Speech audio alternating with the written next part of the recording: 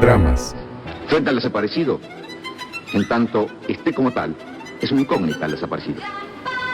Si el hombre apareciera... A la pandemia, de un médico, cuando me tomaba el pulso, yo tenía muchas convulsiones y no me daba la orden de seguir. En ese campo fui violada 4 veces.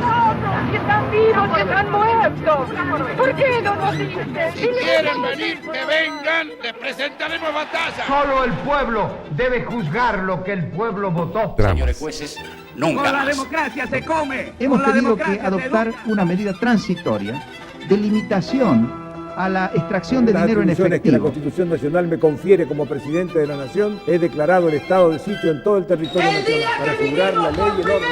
esta plaza, el 30 de abril de 1977. Vengo a pedir perdón del Estado Nacional por la vergüenza de haber callado durante 20 años de democracia. Dramas. El matrimonio entre hombre y hombre distorsiona la imagen de lo que es la verdadera familia. Queremos al hombre y a la mujer, porque Dios creó al hombre y a la mujer, no creó a Adán y No Eva. quedarnos ni con odios, ni rencores, ni querer revanchas, sino qué más podemos hacer.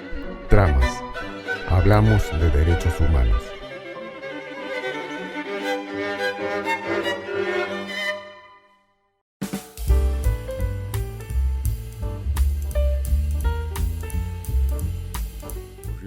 En mayo fue un enfrentamiento civil entre dos sectores de la élite criolla. Esto, digamos, que se pone, ¿no?, como que el pueblo participó de esta revolución y que estaban, ¿no?, el que llevaba el agua, el que vendía empanada, el que vendía velas, como que el pueblo participó de esta revolución. No es para nada cierto, era simplemente, o no simplemente, un enfrentamiento entre dos sectores civiles de la élite criolla, algunos que eran españoles y descendientes de españoles, y otros que eran más asentados, que ya venían de varias generaciones de también españoles, pero bueno, de un poco fruto del mestizaje también de aquí que había ocurrido en toda la región en realidad. Y los sectores que estaban en pugna eran los que querían mantener la monarquía de una manera absoluta y quienes buscaban que esa monarquía fuera una especie de monarquía democrática o con algún tipo de participación. Todo esto obviamente tiene que ver con lo que estaba ocurriendo en España, con lo que había ocurrido, digamos, antes, incluso, digamos, con la Revolución Francesa, y que había decantado en la ocupación por parte de Francia de España, que empezó, digamos, por el norte y empezó a correrse cada vez más hacia el sur, a ocupar casi toda España, de manera de que la monarquía española empieza a perder, digamos, territorio, geografía, deja de existir, digamos, el monarca como monarca real, porque lo ocupa esa posición un familiar de Napoleón Bonaparte, que se llama José Bonaparte, que le decían Pepe Botella, por su adicción a la bebida, así como una dirigente del PRO, ¿no? Parece que era más similar. Y en esa situación, al no haber un monarca español que se hiciera cargo de las colonias aquí en América, se empiezan a crear juntas, una especie de agrupación de representantes para poder seguir de alguna forma manejando las colonias de América. Esas juntas se empiezan a caer, a ocuparse, digamos, porque el avance francés sigue avanzando hasta que finalmente queda reducido a solamente un espacio muy chiquito en el sur de En Sevilla fue la última claro, junta en caer. Esa que era la última, y queda solamente una regencia de Cádiz, que es algo muy chiquito al final, digamos, al sur de España. En esa situación, digamos, mientras estuvo funcionando la Junta de Sevilla, incluso había habido un intento de democratizar, digamos, las colonias en América, los virreyes que estaban a cargo de los virreinatos, como el Río de la Plata o el del Perú, el Alto Perú, eran designados por la corona española.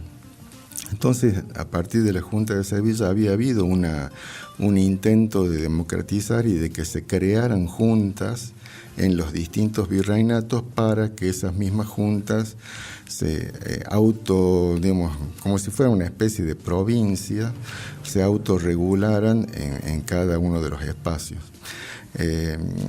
Incluso, digamos, esta misma junta había decretado, digamos, de alguna forma, que no existían más colonias, sino que todo el territorio, digamos, de las colonias americanas eran parte de la monarquía española. O sea, ya dejaron de ser esto colonias, sino que eran como que había un gran imperio hispanoamericano donde, bueno, había una parte que estaba en España y otra parte de ese territorio. Supongo que era de alguna manera el enfrentamiento con Portugal, porque ellos ya estaban con... Sí, sí. Carlota estaba casada con uno de Portugal y la Carlota iba a mandarnos acá a nosotros de alguna manera. La Carlota venía pechando.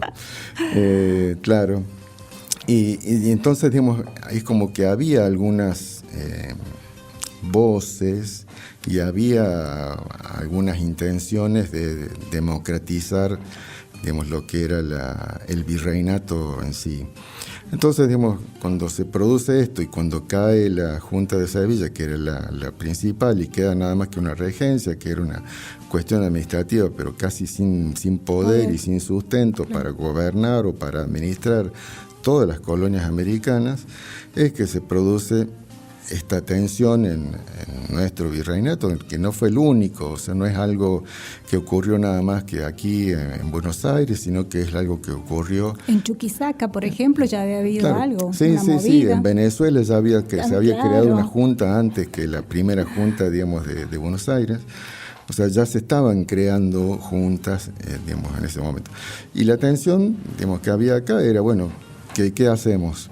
O sea, seguimos manteniendo, digamos, la corona española, esperando que el rey Fernando VII volviera al poder en algún momento, que los enfrentamientos entre los españoles y franceses finalmente vencieran a los españoles, se restableciera la monarquía y todo vuelve a, digamos, foja cero, o los otros, que es lo que buscaban, era esto, una democratización de esa monarquía, que se pudieran aquí en este territorio elegir a quienes nos iban a gobernar, o sea, una especie de virrey, que no sé si tendría ese mismo nombre, pero bueno, alguien elegido aquí y no impuesto por España, en la administración de qué se hacía con los recursos, digamos, cómo se administraban, digamos, no solamente, digamos, en enviar todo a España, sino empezar a tener una administración propia de qué es lo que se quiere hacer acá en términos, digamos, de producción, en términos de administración, de cómo va a funcionar, digamos, los distintos espacios que eran, no sé si les podemos llamar ciudades, eran reducciones, caseríos o lo urbano que había, digamos, en ese momento. Estaba ahí también el tema del monopolio, el tema de la producción y el monopolio con España, ¿no? Entonces la injerencia venía también los ingleses. Sí, bueno, ahí ya habían habido las dos invasiones inglesas. Claro. ¿No? Sí. Y había un tercer sector, digamos, ¿no? El de la monarquía, que querían la monarquía absoluta, el otro buscaba una monarquía democrática, y había también quienes pensaban en la independencia. No es que no había, había un señor terrible, aportante, digamos, en este sentido de la libertad, que se llamó Francisco de Miranda, que desde 1780 ya venía hablando de la necesidad de independizar no solo el virreinato del Río de la Plata, sino todos los pueblos de América en España, y además no solo de independizarlos, sino que de unirlos a todos estos pueblos en una gran confederación. O sea, digamos, lo que venimos hablando desde hace mucho, que hablaba Felipe Varela de la Unión Americana, y que cada tanto se vuelve a hablar, ¿no? esto de nuestro país, con Brasil, con con todo lo que es la América, o por lo menos la América Latina de habla española, de unirnos en armar una especie de comunidad europea, pero aquí en América. Estos tres grupos, estos tres sectores son los que se enfrentan. Los que buscaban la libertad quedaron en una minoría muy ínfima, así que la disputa quedó entre estos dos grupos principales y terminó ganando estos que buscaban una especie de democratización de la monarquía, y así es como que se decide crear esta primera junta, y por eso también es que juran en el nombre de Fernando VII, porque digamos, en realidad no estaban oponiéndose a la monarquía, sino estaban discutiendo en cómo debía ser esa monarquía. Y la otra cosa, bueno, era la participación de la gente, ¿no? De esta imagen que decíamos, ¿no? De los vendedores o de gente allá afuera del cabildo, haciendo vivas y festejando el momento en que se dice, bueno, hay una primera junta. Y sobre eso Di Meglio tiene un libro que se llama Las palabras de Manul, que es muy interesante, bueno, porque ahí aporta mucho de qué es lo que había atrás de esto, de realmente si el pueblo estaba incorporado o no en esta primera revolución. Y bueno, con varios testimonios que logra, digamos, recopilar en base a documentación, dice que no había pueblos, no había, digamos, fuera de esa élite, digamos, de estos dos grupos o de estos tres grupos, a lo sumo, digamos que era una élite, o sea, eran los comerciantes o eran los hijos de españoles, digamos, por una cuestión de título nobiliario o por una cuestión, digamos, de los esclarecidos de la época, claro, también, ¿no? Sí. Porque la literatura le seguía llegando a esa élite y el sí, pobre no tenía. A formar quizás afuera, ¿no? sí, y le llegaba porque también tenían casi como prohibido que llegaran las gacetillas de los ingleses. Es toda una historia muy linda, ¿no? Del periodismo de la época. Una historia de la exclusión. Sí, totalmente. Entonces, bueno, el pueblo casi no tuvo participación, o se enteró después, o estaba, digamos, en otra, digamos, como revolución donde participó el pueblo. Creo que la única revolución es la de Haití. Todo el resto han sido siempre revoluciones burguesas, revoluciones de las élites del momento que estaban buscando tener una mejor condiciones o económicas o de equidad con la monarquía o para comerciar. No iba tanto por una cuestión de principios. Así, bueno, eso era un poco la reflexión de este 25 de mayo. Obviamente que ni hablemos de los pueblos originarios o de los negros que seguían siendo esclavos en ese momento y que fueron mucho más, porque después se da la asamblea del año 13, pero tampoco fue que se terminó la esclavitud, sino que era la libertad de vientre, pero digamos, como las madres de esos chicos recién nacidos eran esclavas, los chicos seguían siendo de alguna forma esclavos hasta que se podían ir del lugar donde vivían, o sea, 18, 19 años. Entonces, digamos, por muchos años más iba a continuar esta esclavitud y esto. Bueno, Buenos Aires era un país también de tráfico de esclavos, como gran parte de los pueblos de América. Y hay un nombre muy importante en toda esta movida, que es el pragmatismo del secretario, que fue secretario, que es Mariano Moreno, don Moreno. Es muy interesante, ¿no? Su plan, ¿no? Y bueno, sí. No se lo puede concretar porque se supone que lo mataron, no se sabe, o bueno, y ahí quedó. Pasaron cosas en el mar. Sí, bueno, ahí una de las élites era toda la parte, digamos, de los militares. O sea, Saavedra estaba a cargo del regimiento de los patricios, que era uno los principales regimientos que se armó a partir de las dos invasiones inglesas, a partir de ahí que se forman. Había un reconocimiento hacia la persona. Claro, pero sí. Había, digamos, esto que eran los patricios, que eran como la élite, sí, digamos, de los militares, porque estaban, lo de patricio venía porque eran todos hijos de españoles, o sea, de la patria, de la única, pero había también regimientos que eran de indios, había regimientos de negros, había regimientos de criollos, digamos, obviamente con otro rango que era inferior a estos patricios, ¿no? Creo que cada tanto la historia, en esto de que hablábamos en off, digamos, hace un rato, las revoluciones, ¿no? ¿Qué palabra? La revolución, y que quedó de alguna manera ahí, ¿no? Y son, para mí, te decía hace rato, que son las inconclusas, que cada tanto es como que nos envalentonamos y ahí nomás queda, ¿no? Es decir, no podemos avanzar, no hay revolución, no sé, sí, lo siento, digamos, así. Me parece que no hay que pensarlo como que nomás queda, sino que, digamos, no son luchas donde uno no está solo, no está peleando solo, o sea, digamos, del otro lado hay gente también que pelea y que en general tiene más recursos que los que hay de este lado, digamos, sí. Porque, digamos, en todo momento podemos ver una disputa. Que podemos ver siempre en tensión, que es lo importante, sí, digamos, ¿no? Esa es la historia. Es, digamos, lo que mueve la historia. Exactamente. ¿No? Si no pasaría nada, estaríamos siempre en la misma. Sí. Pero, digamos, siempre hay como dos sectores que están en pugna, dos o más, digamos, pero por lo menos hay dos. Y bueno, y a partir de eso, digamos, unos buscan, digamos, tirar las cosas por un lado, los otros tienen para el otro lado, y hay que ver ahí cómo se da la correlación de fuerzas, y es el que termina triunfando en algún momento, y, digamos, a partir de ahí, bueno, se desarrolla, digamos, un camino.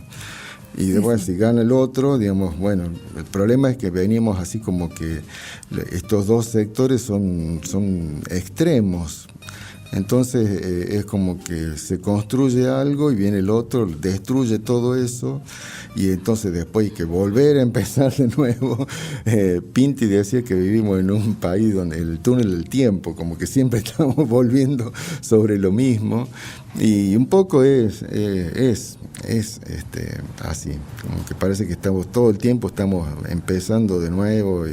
Bueno, como ahora, ¿no? Claro, todos los derechos actualmente, como se dice, se los logra a través de la lucha, digamos, ¿no? O sí, lograr todo lo que se consiga a nivel de derechos, lo tenés que estar peleando porque te puede venir un decreto y te lo hace desaparecer, ¿no? Más o menos, sí, como que ya vamos a hablar de eso, ¿no?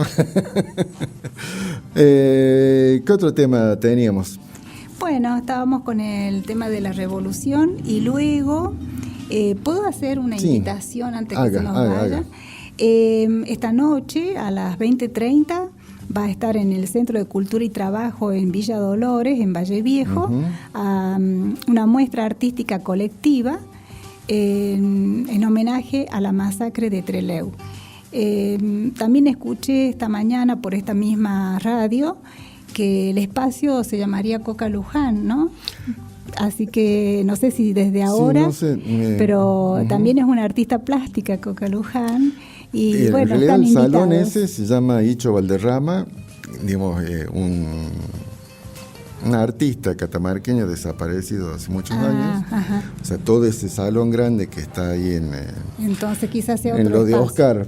Sí, en lo de Oscar. En lo de Oscar Nemeth, ese salón se llama Icho Valderrama. No sé si capaz que está previsto inaugurar otro espacio, claro, que lleve el nombre de Coca Luján. Bienvenido sea. Coca es la madre de desaparecidos. Ella misma estuvo, digamos, presa un tiempo durante la dictadura.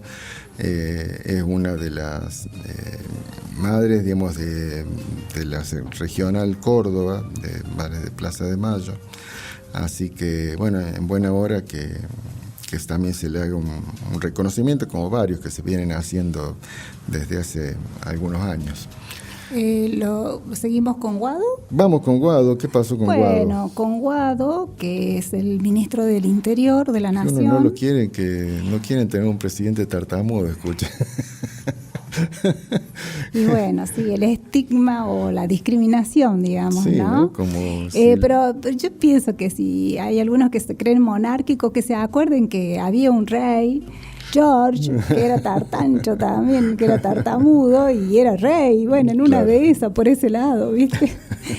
No, lo que me puso terriblemente mal y al mismo tiempo saber la verdad siempre es bueno, el caso de Guado de Pedro, hijo de Lucila Révora, que, bueno, en el juicio que se está llevando, un gendarme dijo cómo había sido después de que la hayan matado, digamos, asesinado, cómo terminó su cuerpo. Y fue un relato que no lo voy a decir porque es muy sensible, es decir, para salir hacia el aire, ¿no? Bueno, el que quizás lo quiera escuchar, bueno, a través de los diarios digitales lo pueden escuchar.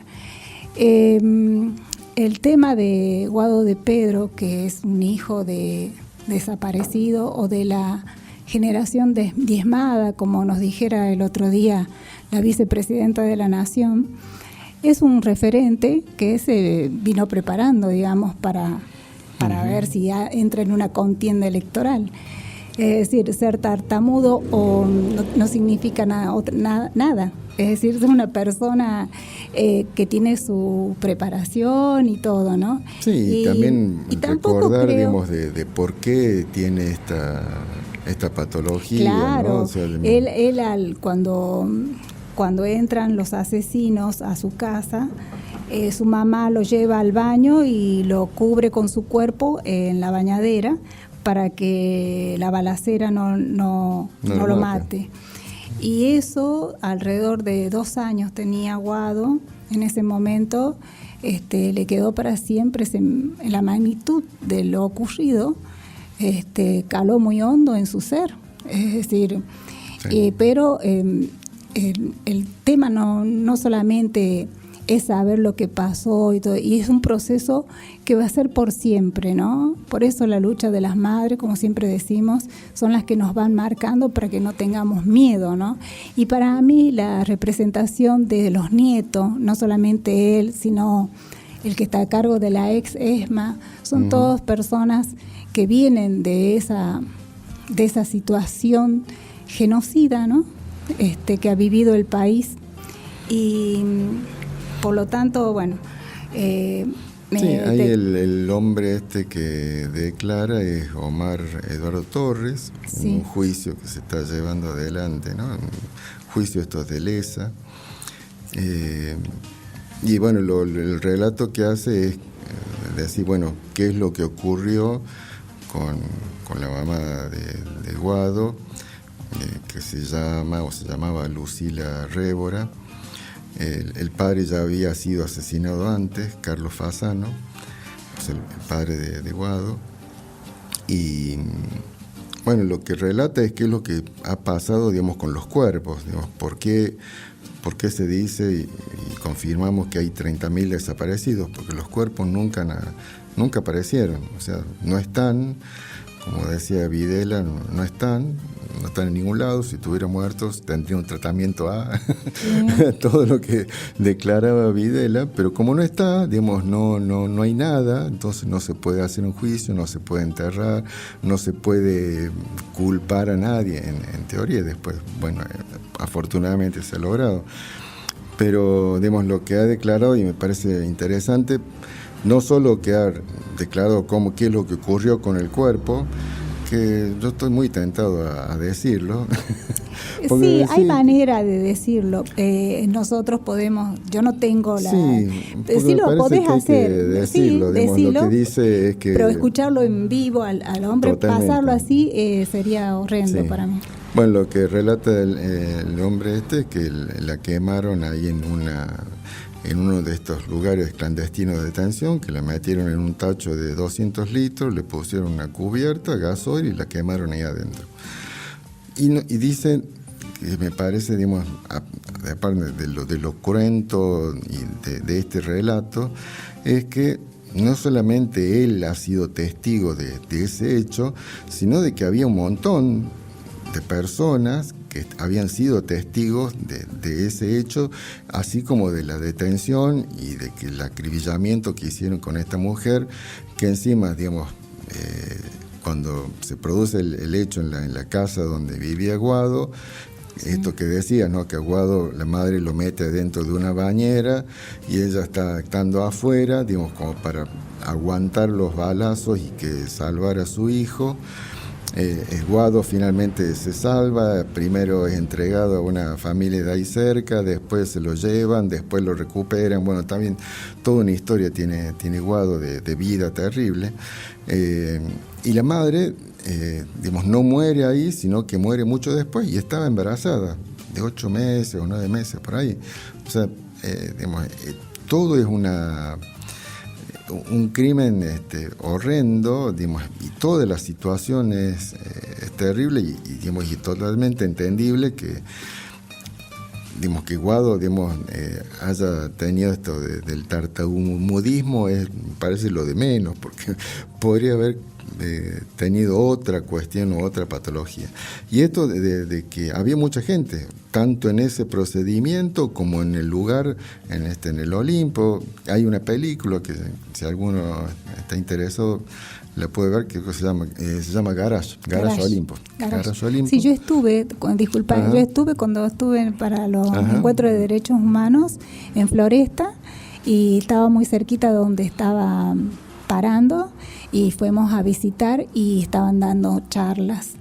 Es un espacio no muy grande, pero bueno, es interesante en el sentido de que ahí se hacen charlas. ¿Qué es lo que pasó? Sí. ¿Qué es lo que ocurrió en ese lugar? Sí. Bueno, y ocurrió cosas como esta que relata este testigo Omar Eduardo Torres, que es lo que ocurrió con la mamá de Pedro, y esto, ¿no? De que había mucha gente que fue testigo de esto, igual que lo que ocurrió y todo lo que ocurrió en la ESMOS, en la Escuela de Mecánica de la Armada, que es impensable, digamos, que toda la gente que estuvo trabajando ahí, que circuló por esos lugares, nunca haya dicho nada de todas las violaciones a los derechos humanos que han ocurrido.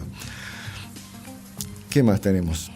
Bueno, el tema también de Aguado, en una nota que le hacen, y que uno ya lo ha visto, creo que las personas por ahí interesadas en el tema o no, porque en el canal Encuentro es un canal que te da diversas posibilidades en todo, digamos, de todo tipo, digamos, de información, y hubo en un tiempo los hijos de genocidas que la verdad se reconocían que su papá había sido genocida, y se armó una organización de los hijos, ¿no?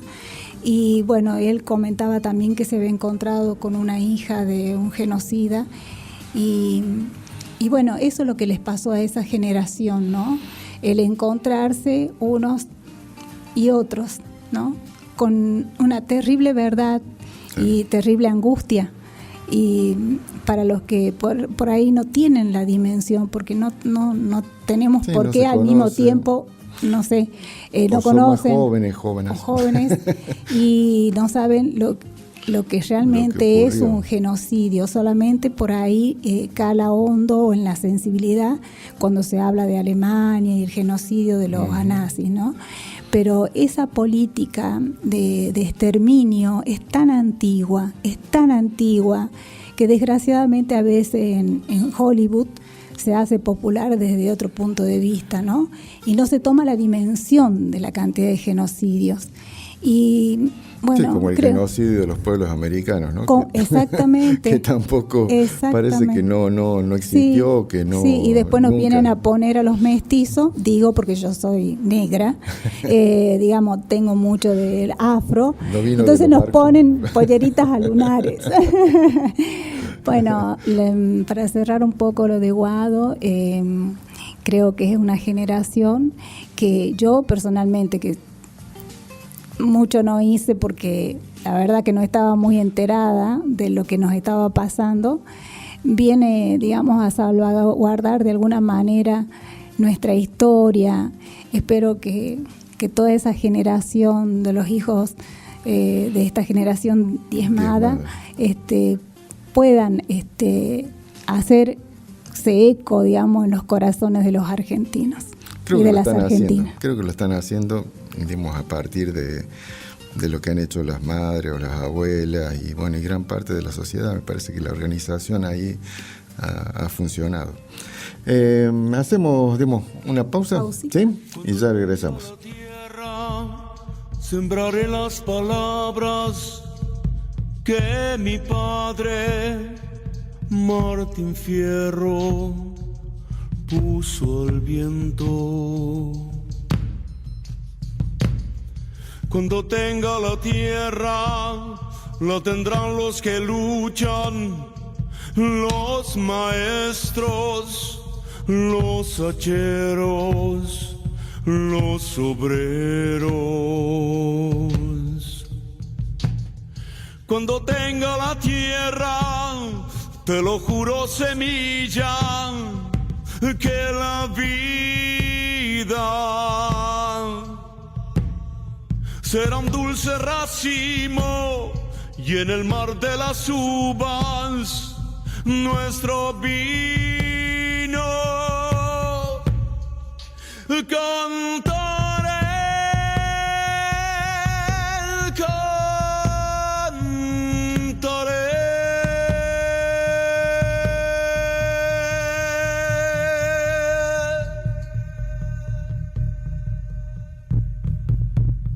Cuando tenga la tierra, le daré a las estrellas astronautas de trigales, luna nueva.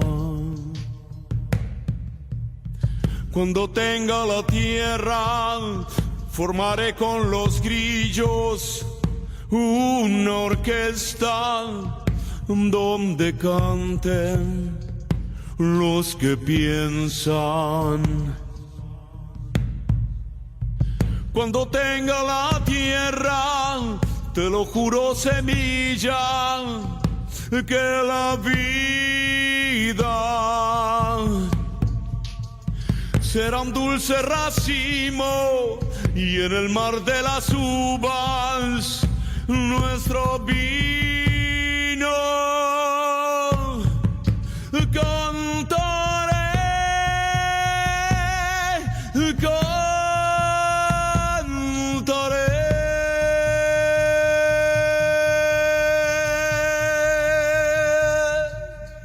Campesino, cuando tenga la tierra, sucederá en el mundo, el corazón de mi mundo. Desde atrás de todo el olvido, secaré con mis lágrimas todo el horror de la lástima y por fin te veré, campesino, campesino, campesina, campesino, dueño de mirar la noche en que nos acostamos para ser los hijos. Campesino, cuando tenga la tierra, le pondré la luna en el bolsillo y saldré a pasear con los árboles y el silencio y los hombres y las mujeres conmigo. Cantaré, cantaré, cantaré,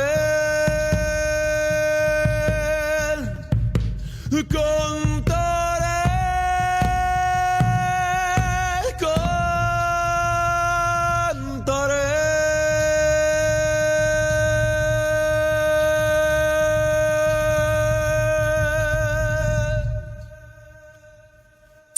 Somos generadores de emociones. Somos 90.3 en tu dial. Cacán FM, una radio para pensar el desorden.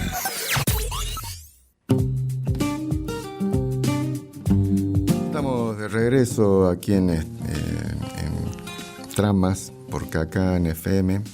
Escuchábamos recién a Moyo y Nadia Larcher en un tema de Daniel Toro, que falleció, digamos, también hace pocos días. Y la intención ahora era hablar un poco de esta ley, digamos, que se sancionó en estos días en Salta, que propone, me río, digamos, porque parece, digamos, un poco ridícula, regular la protesta social en Salta como si la protesta social se pudiera regular a partir de una ley, habiendo una constitución que la avala. Me parecía así como algo ridículo, como lo que sucedió en Mendoza hace poco también, que prohibían, que decían, digamos, que el pueblo mapuche no era un pueblo originario. O sea, los tipos están ahí, no sé, desde antes de que llegaran los españoles acá, y después de más de 500 años, los que vinieron de afuera van a decir que esta gente no es de aquí. Entonces, bueno, en Salta, en esta semana se sancionó una ley de una manera extraña, digamos. A ver, cuando se presenta un proyecto de ley, esa ley tiene que ingresar, tiene que hacer un recorrido administrativo, ingresa la ley a alguna de las cámaras, diputados, de senadores. Esa ley, ese proyecto, que todavía no es ley, va a una comisión. La comisión tiene que evaluar ese proyecto, hace un despacho de comisión, y si ese despacho de comisión es favorable, recién puede ser tratado en la próxima sesión, digamos, de alguna de las cámaras. Y ese mismo recorrido, digamos, ocurre en la otra cámara. Si es, supongamos, alcanza media sanción, pasa a la otra cámara y ahí vuelve a entrar, tiene que ir a la comisión de la otra cámara, supongamos el Senado, y recién puede ser tratado. Todo eso, ese circuito administrativo, también es posible saltearlo en el caso de que sea algo de urgencia o de mucha necesidad. Por ejemplo, cuando fue la pandemia hubo, digamos, leyes que tuvieron ese tratamiento, pero bueno, había una urgencia y por ahí no podía esperar todo el circuito administrativo, sino que requería esta urgencia, entonces se avanzó de esa forma.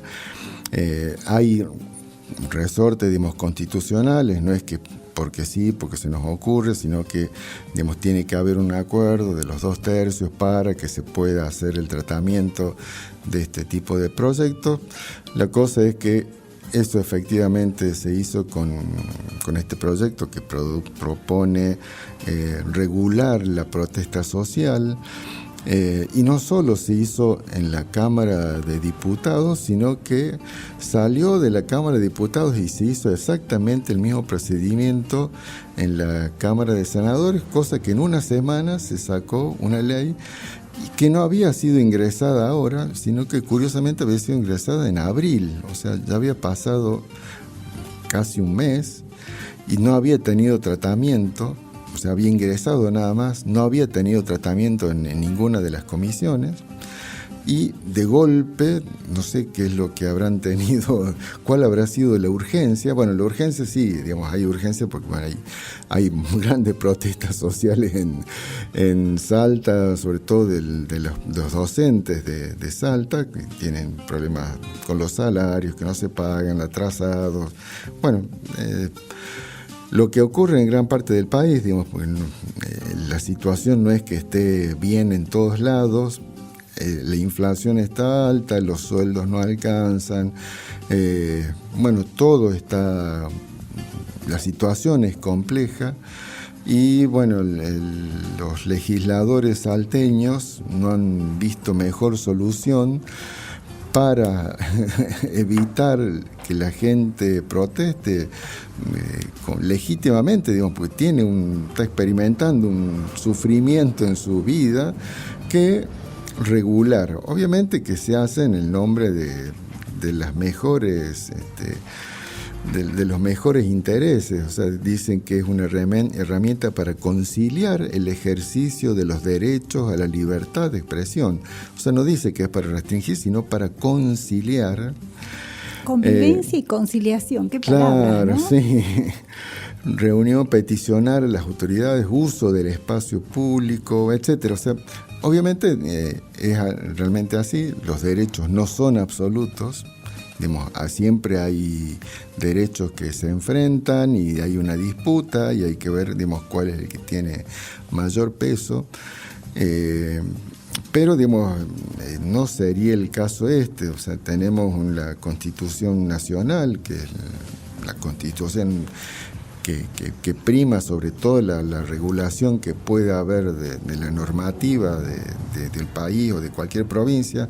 O sea, ninguna ley puede estar por encima de la Constitución Nacional. Y las garantías, ¿no? Exacto, claro. Sí, bueno, tenemos el 14 y el artículo 14 bis, que es uno de los artículos que sobrevivió de la Constitución de Perón, que fue derogada con el golpe de la fusiladora, ahora no me acuerdo el nombre.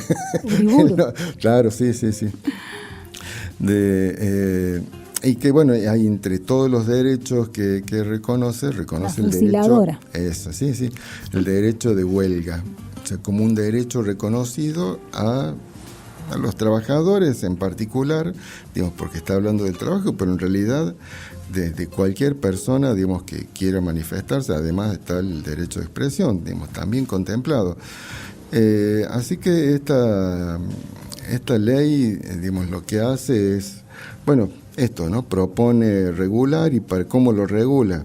Dice que los que quieran hacer, supongamos, un corte de calle, un piquete, algo así, primero tienen que avisar, decirles, bueno, dónde lo van a hacer, quiénes van a participar, de qué hora a qué hora van a ocupar el lugar, y eso queda supeditado a que alguien o algún responsable o en algún organismo, capaz que esto tenga que ser reglamentado, les dé la autorización para hacer esa huelga. Parece, digamos, que, bueno, primero, seguramente esta ley ya se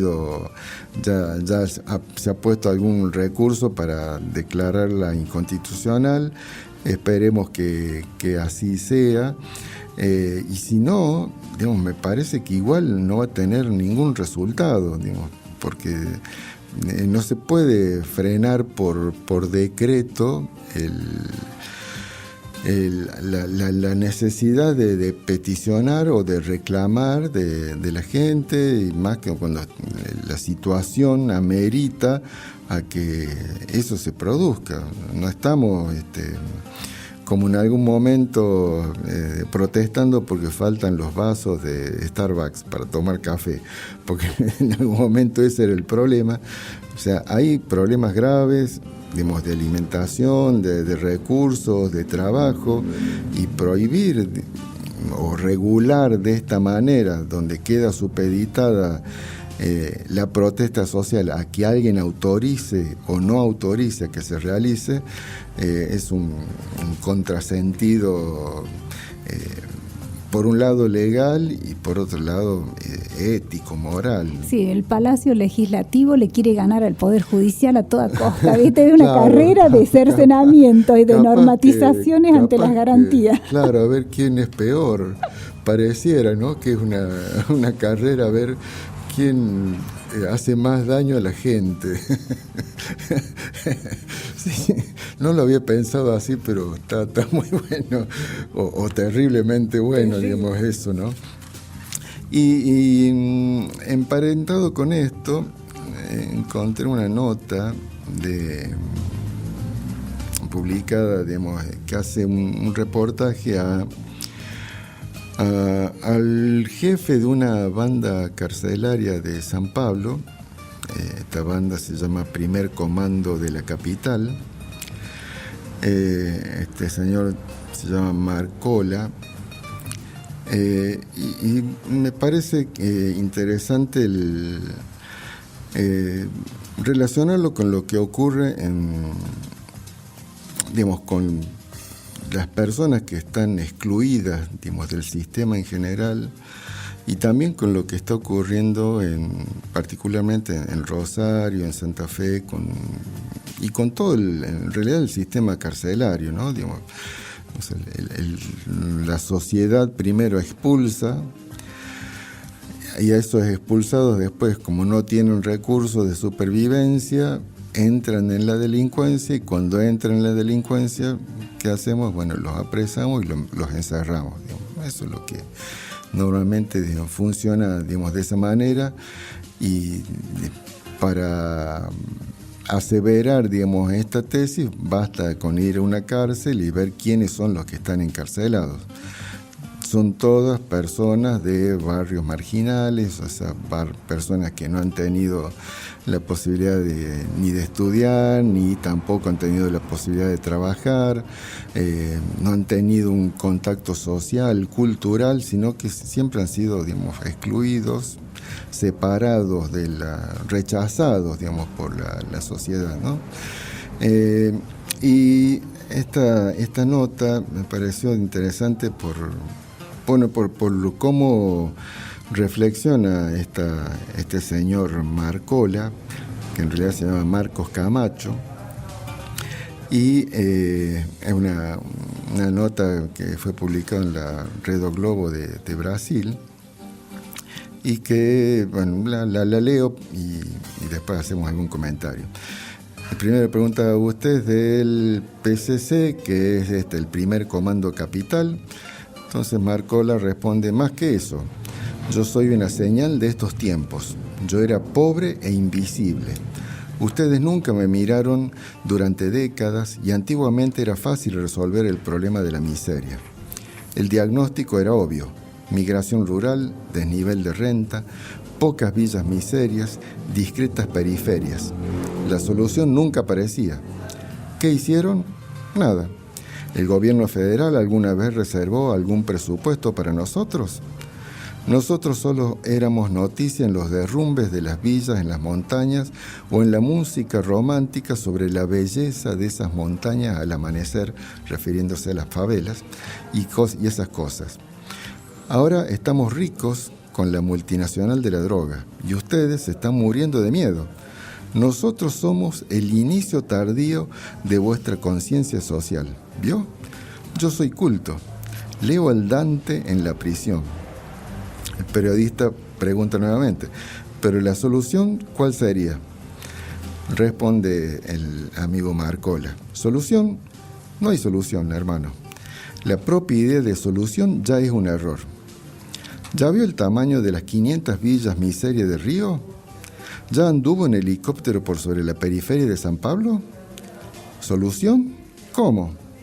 Solo la habría con muchos millones de dólares gastados organizadamente, con un gobernante de alto nivel, una inmensa voluntad política, crecimiento económico, revolución en la educación, urbanización general, y todo tendría que ser bajo la batuta casi de una tiranía esclarecida que saltase por sobre la parálisis burocrática secular, que pasase por encima del legislativo cómplice. ¿O usted cree que los chupasangre no van a actuar? Si se descuida, van a robar hasta el propio PCC. Y del judicial, que impide puniciones. Tendría que haber una reforma judicial del proceso penal del país. Tendría que haber comunicaciones e inteligencia entre policías municipales, provinciales y federales. Nosotros hacemos hasta llamadas en conferencia entre los presidiarios. Y todo eso costaría billones de dólares e implicaría una mudanza psicosocial profunda en la estructura política del país. O sea, es imposible. No hay solución. El periodista vuelve a preguntar: ¿usted no tiene miedo de morir? Responde: ustedes son los que tienen miedo de morir. Yo no. Mejor dicho, aquí en la cárcel ustedes no pueden entrar y matarme. Pero yo puedo mandar a matarlos a ustedes allá afuera. Nosotros somos hombres bombas. En las villas miserias hay 100.000 hombres bombas. Estamos en el centro de lo insoluble mismo. Ustedes en el bien y el mal, y en medio la frontera de la muerte, la única frontera. Ya somos una nueva especie, ya que somos otros bichos diferentes a ustedes. La muerte para ustedes es un drama cristiano en una cama por un ataque del corazón. La muerte para nosotros es la comida diaria, tirados en una fosa común. Ustedes intelectuales no hablan de lucha de clases, de ser marginal, de ser héroe. Entonces, llegamos nosotros. Yo leo mucho, leí 3.000 libros y leo al Dante, pero mis soldados son extrañas anomalías del desarrollo torcido de este país. No hay más proletarios o infelices o explotados.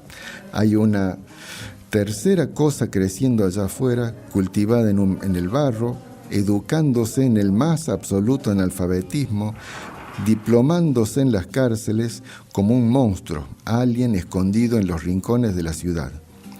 Ya surgió un nuevo lenguaje. ¿Ustedes no escuchan las grabaciones hechas con autorización de la justicia? Es eso, es otra lengua. Está delante de una especie de postmiseria. Eso. La postmiseria genera una nueva cultura asesina ayudada por la tecnología, satélites, celulares, internet, armas modernas. Es la mierda con chips, con megabytes. Mis comandos son una mutación de la especie social. Son hongos de un gran error sucio. El periodista vuelve a preguntar, ¿qué cambió en las periferias? Mangos. Nosotros ahora tenemos. ¿Usted que cree que quien tiene 40 millones de dólares como Beira Mar no manda? Con 40 millones de dólares la prisión es un hotel, un escritorio. ¿Cuál es la policía que va a quemar esa cuna de oro? ¿Entiende? Nosotros somos una empresa moderna, rica. Si el funcionario vacila, es despedido y colocado en el microondas. Ustedes son el Estado quebrado, dominado por incompetentes. Nosotros tenemos métodos ágiles de gestión. Ustedes son lentos, burocráticos. Nosotros luchamos en terreno propio. Ustedes en tierra extraña. Nosotros no tememos a la muerte. Ustedes mueren de miedo. Nosotros estamos bien armados. Ustedes tienen calibre 38. Nosotros estamos en el ataque. Ustedes en la defensa. Ustedes tienen la manía del humanismo. Nosotros somos crueles, sin piedad. Ustedes nos transformaron en superstars del crimen. Nosotros los tenemos de payasos. Nosotros somos ayudados por la población de las villas miseria, por miedo o por amor. Ustedes son odiados. Ustedes son regionales, provincianos. Nuestras armas y productos vienen de afuera. Somos globales. Nosotros no nos olvidamos de ustedes. Son nuestros clientes. Ustedes nos olvidan cuando pasa el susto de la violencia que provocamos. Dice finalmente, ¿pero qué debemos hacer? Le voy a dar una idea, aunque sea en contra de mí. Agarren a los varones del polvo, a la cocaína. Hay diputados, senadores, generales, expresidentes del Paraguay, por ejemplo, en medio de la cocaína y de las armas. ¿Quién va a hacer eso? ¿El ejército? ¿Con qué plata?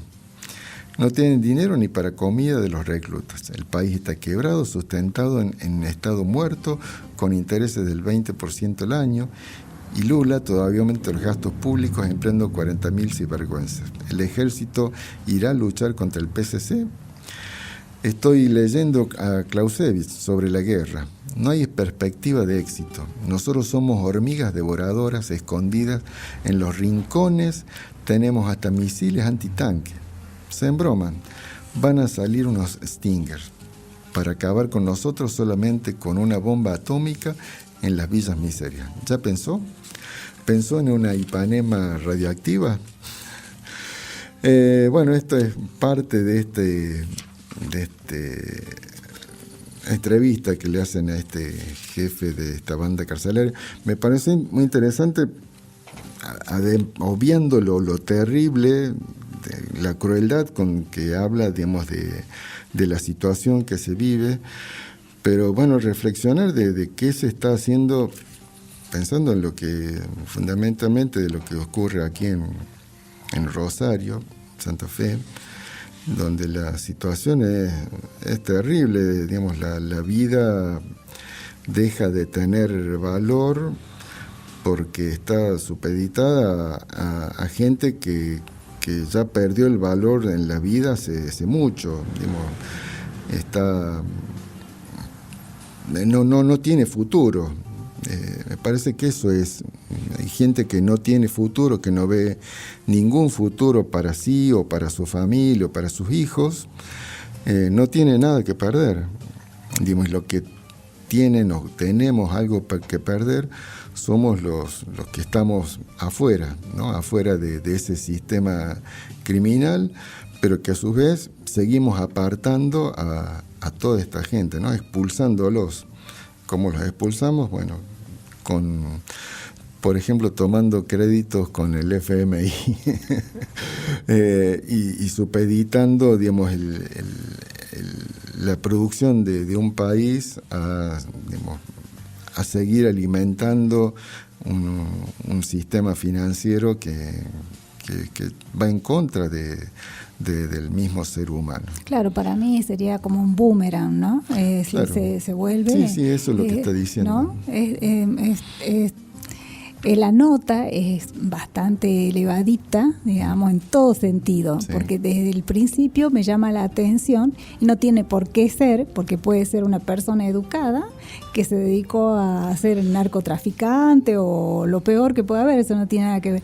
Pero uno siempre se imagina un preso muy alejado de los libros, por ejemplo. Pero en la cárcel, acá en Argentina, sabemos que hay gente que se gradúa como abogado y también puede dar señal de que esa entrevista es realmente con una persona que sabe mucho, ¿no? Es decir, a mí me he empezado así que, no sé, tendría que seguirme viendo más allá de la entrevista en sí, porque también hay un reconocimiento de lo que ocurrió con Orwell sobre la guerra de...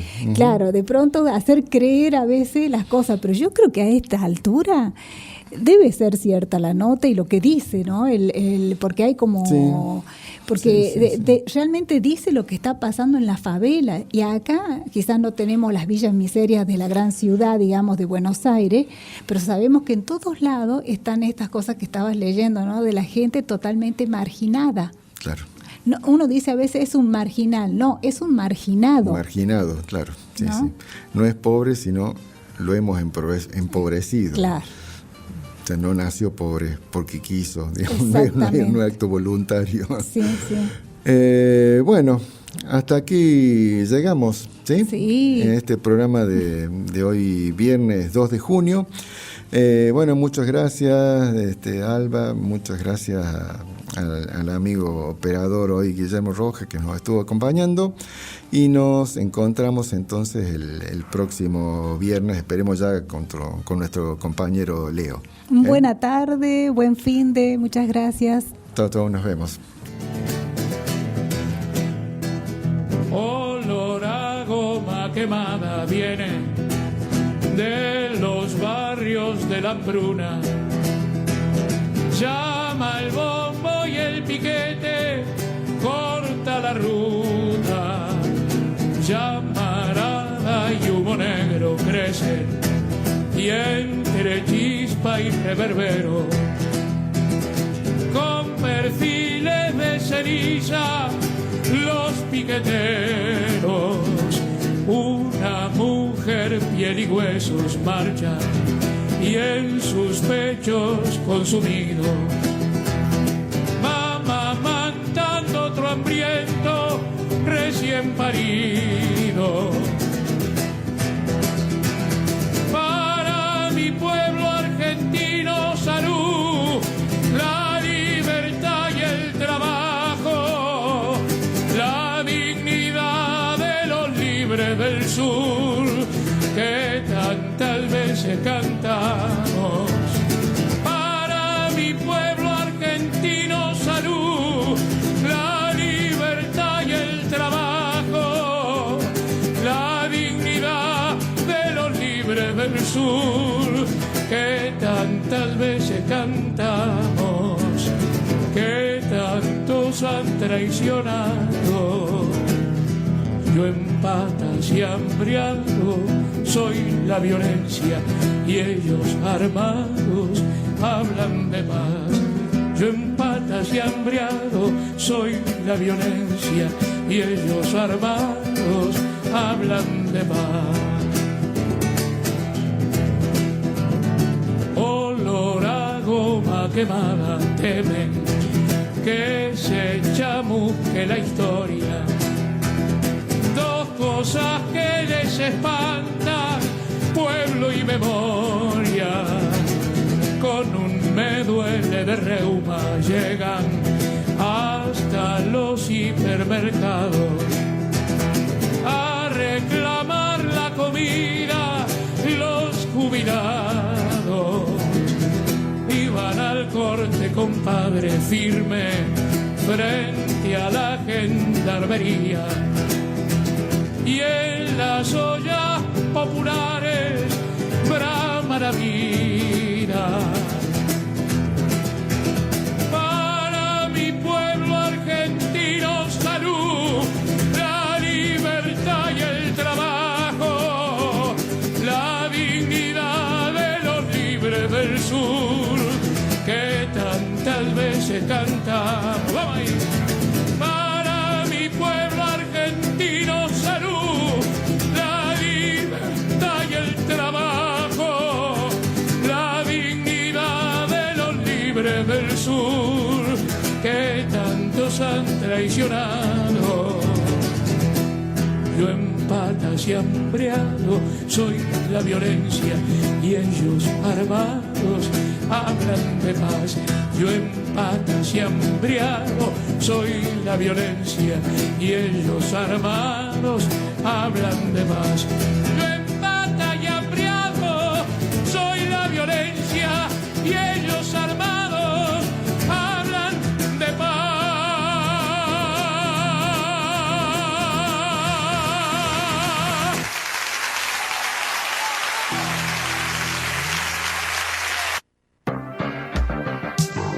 Todos los días, un lugar de libertad y música. Todo el día. Cacán FM. Una radio para escuchar. 90.3.